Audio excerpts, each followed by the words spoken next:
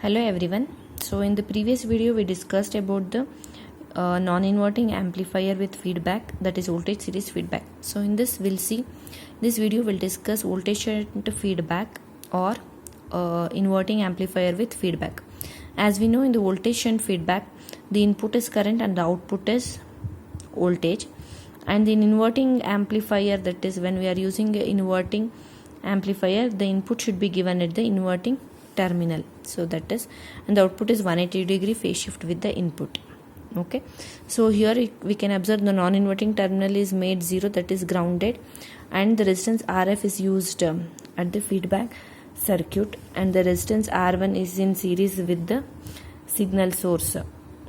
Okay, so to find the closed loop gain, so we need to apply a KCL at the node V2. So this is the node V2. So applying KCL, so the input current I in, so what is the input current for the op amp? I in is equal to the input current from the voltage source plus the feedback current IF.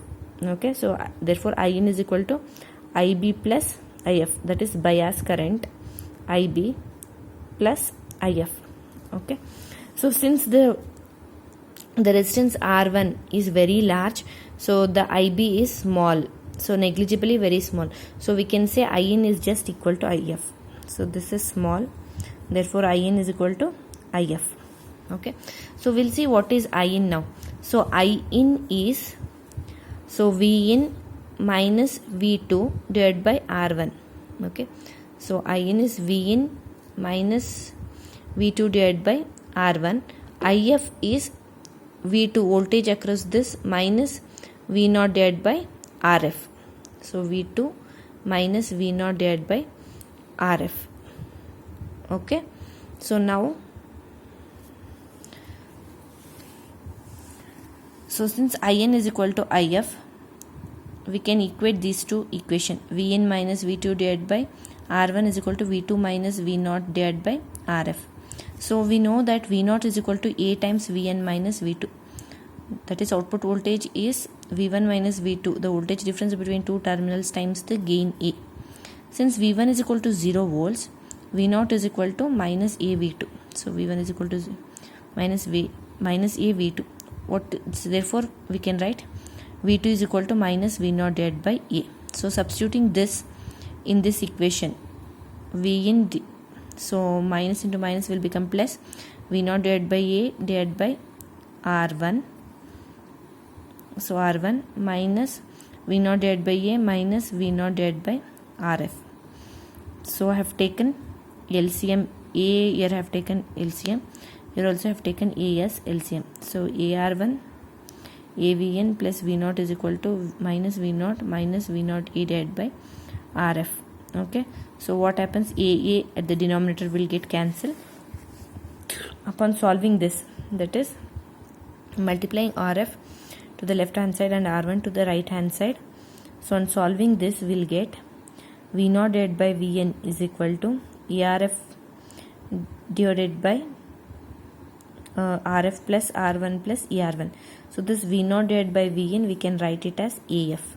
So now the equation becomes AF is equal to minus ARF divided by R1 plus RF plus ER1. So the negative sign indicates that the input and output signal are out of phase by 180 degrees, since we are connecting at the inverting, that we are operating at the inverting terminal.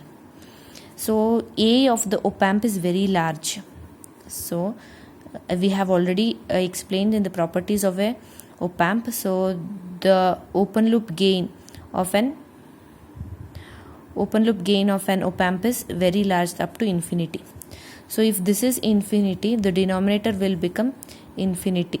So we can say,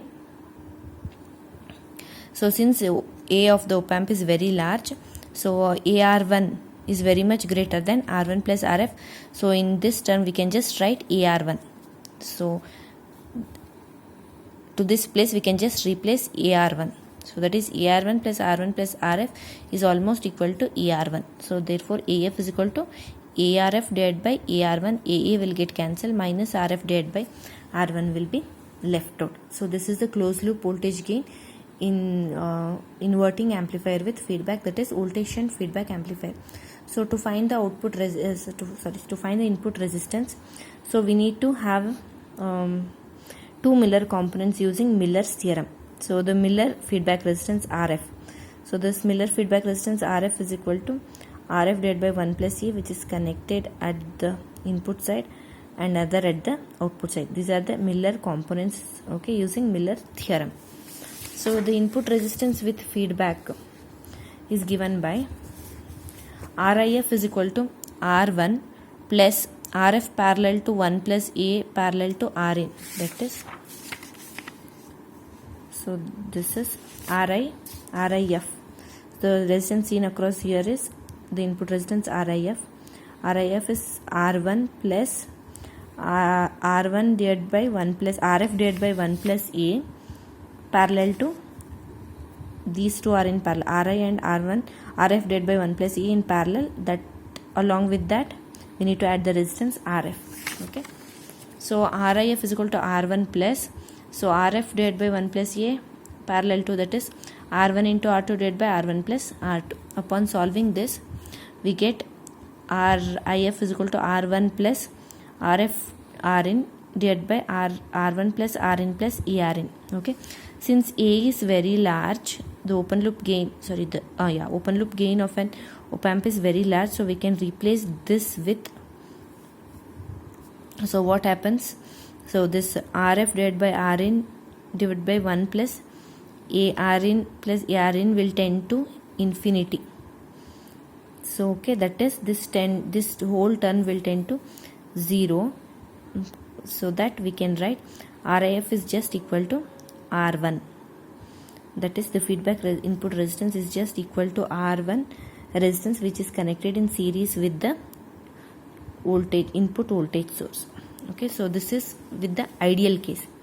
So to find the output resistance with feedback, that is ROF, so the output resistance of non can be obtained using Thevenin's theorem. So that this is the Thevenin circuits where we have made input 0. Vin must be replaced with short circuit, that is we need to make this 0 and the voltage V0 has been and calculate the resulting I0 flowing through the current, and we need to calculate the resultant I0, okay, flowing through the current. So the ratio of this voltage and current, so this is the output current I0 and this is the output voltage V0, gives the output resistance ROF. Okay, so there are two parts of the output current I0, one which goes, that is IA, and another one is IB, which goes in the feedback path. Okay, flows from R0 to the op amp, and the current IB flowing through parallel combination of RF and Rin and R1 plus RF. Okay, so now applying KCL at node C, so we can say I0, the current I0 is equal to IA plus IB, one which is going to the op amp and one which is flowing through the feedback. Okay, as Rin is high and R0 is the low, so Rin is very high and R0 is low, the resistance offered to the current IB is very high.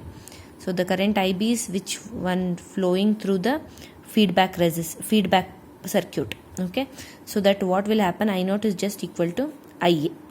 Now applying KVL at the output loop, so if we apply, so same what we have done before, so V0 minus I0 R0 minus AVID is equal to 0.